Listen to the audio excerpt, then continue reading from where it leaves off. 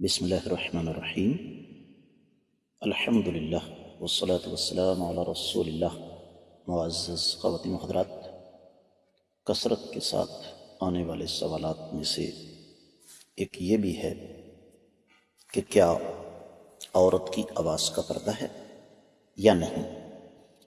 اس میں کسی قسم کا کوئی شبہ نہیں کہ اہل علم کے درمیان یہ مسئلہ اختلافی ہے، نزاعی ہے، اور بہت سارے اہل علم اس کے قائل ہیں کہ عورت کی آواز پردہ نہیں، لیکن صحیح بات یہ ہے کہ عورت کی آواز پردہ ہے۔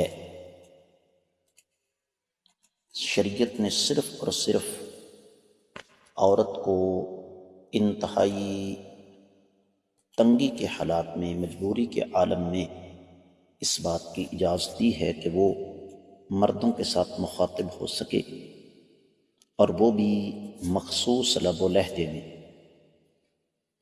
قرآن کہتا ہے، سورۃ الاحزاب ہے، آیت 53 ہے، وَإِذَا سَأَلْتُمُوهُنَّ مَتَاعًا فَاسْأَلُوهُنَّ مِنْ وَرَاءِ حِجَابٍ ذَلِكُمْ أَطْهَرُ لِقُلُوبِكُمْ وَقُلُوبِهِنَّ،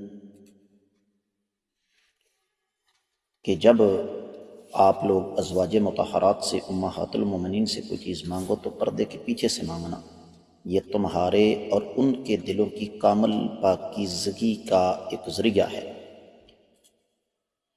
دوسرے مقام پر اسی سورۃ الاحزاب میں اللہ تعالیٰ 32ویں آیت مبارکہ میں ارشاد فرماتے ہیں، یا نساء النبی لستن کاحد من النساء ان اتقیتن فلا تخضعن بالقول فَيَطْمَعَ الَّذِي فِي قَلْبِهِ مَرَضٌ۔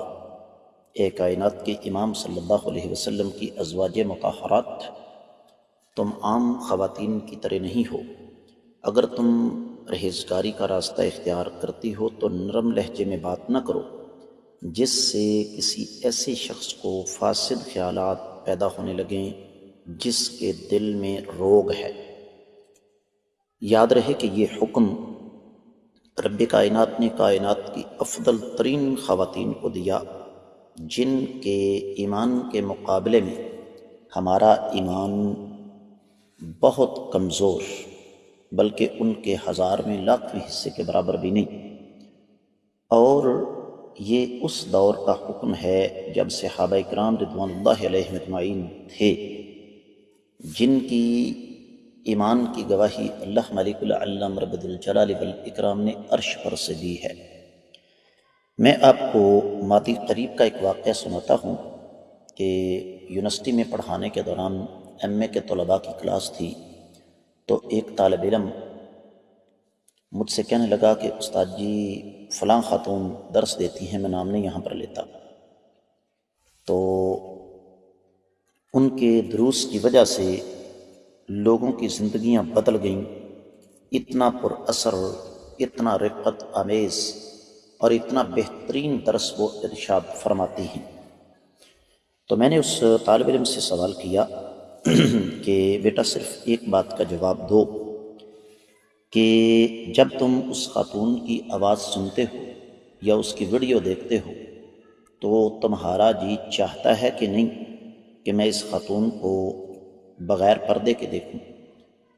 تو اس کا جواب یہ تھا کہ استاد جی اس بات کو چھوڑیں۔ میں نے کہا بیٹا مجھے اپنے سوال کا جواب مل گیا۔ تو اس لیے شریعت عورت کی آواز کو پردہ قرار دیتی ہے، لیکن مطلقاً نہیں۔ عورت کو غیر محرم مردوں سے عام حالات میں ملاقات اور گفتگو کی اجازت نہیں، ضرورت کے تحت ایسا ہو سکتا ہے، لیکن اس دوران بھی قرآن کی اس آیت مبارکہ کی روح سے لہجے میں نرمی اور لجاجت، حلاوت، مٹھاس، کشش نہیں ہونی چاہیے، اس لیے کہ نرم لہجے میں اگر عورت آواز کے ذریعے کوئی بات کرے گی تو نتیجتاً